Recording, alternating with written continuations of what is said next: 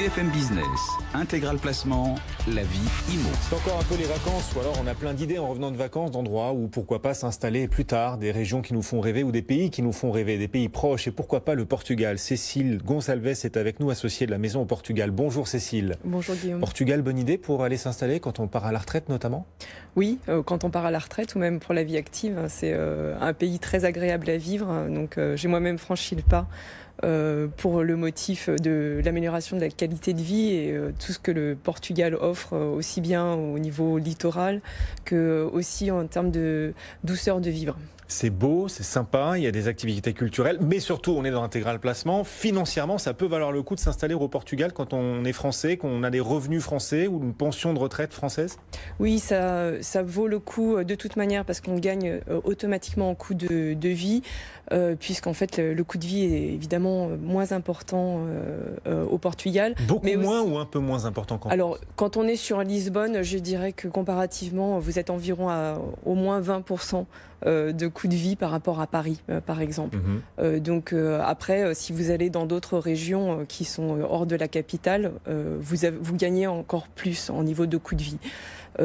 Par contre, effectivement, au niveau immobilier, notamment, c'est aussi, ça se traduit par avoir plus de surface et être dans un endroit plus, on va dire, au bord de l'eau, quoi qu'il arrive, ou vraiment pas très loin, et avoir un climat extraordinaire comme on en aurait dans le sud de la France. Alors justement, pour ceux qui seraient éventuellement tentés, pourquoi pas une résidence secondaire au Portugal ou pourquoi pas vous y installer. D'ailleurs, il y a un attrait fiscal toujours d'ailleurs à s'installer au Portugal. Il existe toujours cet attrait, cette carotte fiscale ? Oui, il y a toujours le statut de non-résident habituel qui en fait est concédé aux personnes qui s'installent, qui deviennent résidents fiscaux au Portugal et qui ne l'ont pas été ces 5 dernières années. Donc indépendamment de la nationalité, les Portugais de la diaspora qui reviennent sur le Portugal en bénéficient également. Et c'est en fait dans le but d'attirer aussi bien donc des professions à forte valeur ajoutée considérées par le Portugal comme importantes pour le développement du pays, et également pour fomenter l'économie locale et la consommation de l'économie locale, essayer d'attirer des nouvelles personnes résidentes au Portugal. Bon, alors le Portugal, voilà, vous fait la danse du ventre pour que vous veniez vous y installer, et en plus les prix sont beaucoup plus bas, on l'imagine, qu'à Paris. Paris, c'est l'une des villes les plus chères du monde. Lisbonne, vous nous disiez en moyenne le coût de la vie au Portugal est 20% inférieur à celui de Paris. On imagine que le prix du mètre carré dans l'immobilier est beaucoup plus bas que ça encore par rapport à Paris. Oui, alors tout marché confondu, sur Lisbonne, on est environ à 3500, 4000 euros du mètre carré. Donc on était sur des moyennes, je pense, à Paris de 10 000 euros. Ça y est, on va les atteindre. Là. On les a atteints, ce sont les notaires qui vont nous l'annoncer dans quelques jours. 10 000 euros.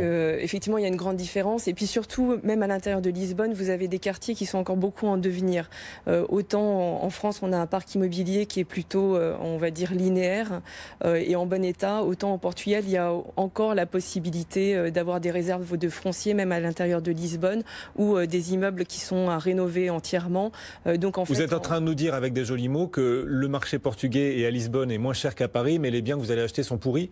Alors, c'est-à-dire que je suis en train de dire que 3500 euros du mètre carré, quand vous achetez ces 3500 euros du mètre carré, votre bien est évidemment à rénover. Par contre, dans le neuf, il faut compter environ entre 5 000 et 10 000 euros du mètre carré. Donc en fait, on voit bien qu'il y a un gap assez important. Et là, on parle d'immeubles rénovés avec ascenseur, une bonne classification énergétique, enfin tout ce qu'il faut au niveau du confort. Et effectivement, donc en fait, en atteignant les 10 000 euros, qui est la partie la plus chère du top, ce serait, je ne sais pas, l'équivalent de Saint-Germain, par exemple, 10 000 euros du mètre carré à Saint-Germain pour du neuf. Je vous défie de le trouver. Donc, quels sont justement pour ceux qui souhaitent carrément faire de l'investissement au Portugal en se disant je veux bien profiter des prix bas pour acheter, m'y installer, ou pourquoi pas pour faire de l'investissement locatif, ou pour plus tard revendre avec une plus-value. Quels sont pour vous alors à Lisbonne déjà, les quartiers en devenir, ceux où il est intéressant d'acheter parce que les prix sont accessibles et dont vous vous dites les prix vont se valoriser et donc c'est une bonne affaire. Oui, alors ça dépend en fait de votre objectif. Si c'est pour vivre, effectivement, les quartiers bourgeois sont encore en progression, mais d'une manière moins importante, puisqu'ils sont plus consolidés. Mais vous avez des quartiers comme Arrière ou des quartiers qui sont moins dans le centre historique, mais qui sont toujours dans Lisbonne, qui aujourd'hui ont un fort potentiel de valorisation. Donc des quartiers qui sont également centraux avec des métros, mais qui ne sont pas comme ceux de l'Alfama, de la Bacha, de Chiado, ou l'Avenue de la Liberté, qui sont des quartiers évidemment plus consolidés. Mais encore dans le centre historique, on arrive à trouver des poches comme Intendent qui continuent en fait à augmenter, et je pense qu'on atteint aujourd'hui environ 5 500, 6 000 euros du mètre carré, et qu'on atteindra les 7 000 très certainement l'année prochaine ou dans 2 ans. C'est Lisbonne. En France, il y a un véritable marché qui est en train de monter. Là, c'est sur la côte ouest atlantique. Beaucoup parlent désormais même de l'Atlantique Riviera parce que le climat atlantique, même en été, est doux, agréable, pas trop caniculaire, même si ça peut arriver, mais c'est moins fréquent que dans le sud-est, par exemple. Au Portugal, il y a le même phénomène, à savoir essayer d'aller le plus possible sur la côte ouest, peut-être un peu plus fraîche que la côte sud, l'Algarve, qui d'ailleurs est déjà très très dense. Alors, au niveau du climat, même dans le sud de l'Algarve, vous êtes sur l'Atlantique. Donc, effectivement, on a plus d'influence de la Méditerranée. Donc, vous avez un peu plus la mer est plus chaude, l'océan est plus chaud. Mais par contre, effectivement, on n'a jamais des situations très caniculaires au Portugal. Évidemment, le sud de l'Algarve est un petit peu plus chaud. Mais on compare avec Lisbonne, on est en train de parler de 1 ou 2 degrés de différence. Le Portugal est petit. Donc, effectivement, on est baigné par l'Atlantique notre avantage, c'est qu'effectivement on a des températures qui sont amènes durant toute l'année. Je pense que c'est un des climats les plus amènes d'Europe. Des pays d'Europe du Sud les plus modérés en termes de climat et de chaleur.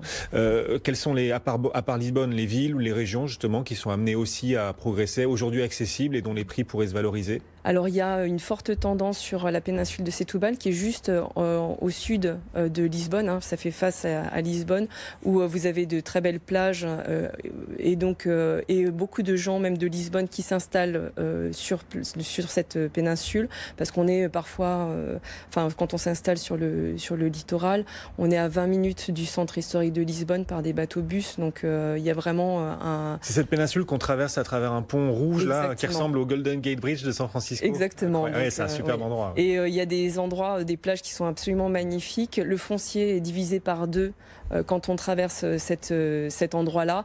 Et donc il y a beaucoup de Portugais de Lisbonne même qui s'installent, puisque Lisbonne ayant une forte valorisation actuellement, quand les gens qui sont en recherche de mètres carrés supplémentaires vont sur cette péninsule de Setúbal.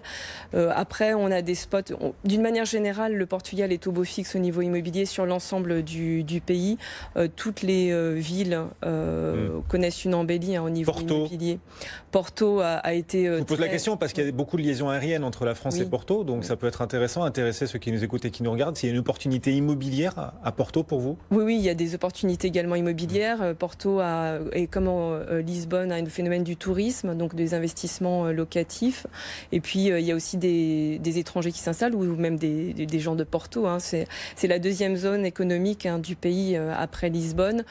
Dans l'Algarve aussi, vous avez encore de bons spots. Donc en fait, il y a quand même beaucoup de choses encore à faire. Le Portugal s'est développé plus tard que ses voisins, et c'est devenu une destination non pas seulement pour la diaspora et pour les locaux, mais également internationale. Donc on a de bons indicateurs. Bon, et si vous y allez pour l'océan, notez quand même qu'il y a des vagues gigantesques au Portugal. C'est au Portugal qu'a été enregistrée la vague surfée la plus haute du monde, plus de 20 mètres de haut. C'est au Portugal. Oui, c'est sur la Côte d'Argent, donc au nord entre Lisbonne et Porto, justement. Si vous êtes amateur de beaux paysages marins, c'est absolument fabuleux. Merci beaucoup Cécile Gonçalves d'être venue nous voir, associée de la Maison au Portugal. Merci.